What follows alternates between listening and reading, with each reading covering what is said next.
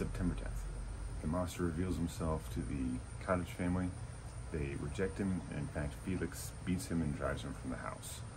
The monster hides in the woods, comes back, I think, that following night to find that the family is not there, and then learns by what is Felix and probably the leaser for the house this family was renting, that Felix will not live there anymore and they've gone elsewhere, and even abandoning a few months' rent that he will not get to return to him.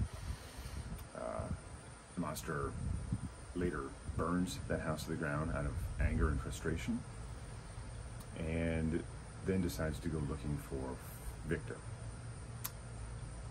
He, in his travels, saves a young woman from drowning and is seen and shot, thinking that he's attacking her.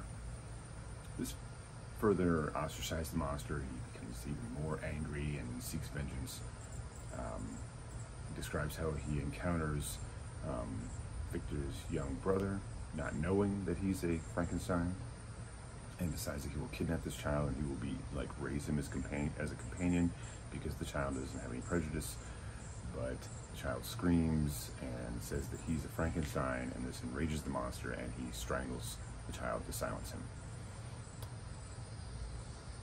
That sort of catches the monster's story up with Victor, and then the monster says to Victor, "I want you to make me a companion."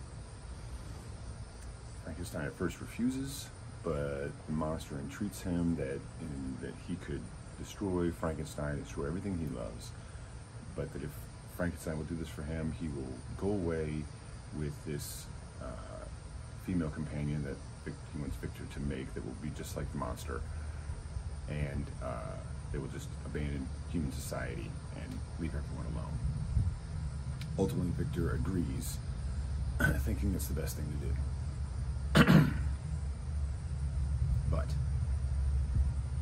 the monster never considers that this companion would have an opinion of her own, and that relationships are complicated and unpredictable. He has this sort of idealized view of the future with someone, but he has no experience with being compassionate with someone or with a relationship or life like that. He doesn't consider that these things are even possible. He is ill-prepared to have someone be devoted to him and be devoted to that person, trying to force a situation out of desperation. The foreboding sense continues.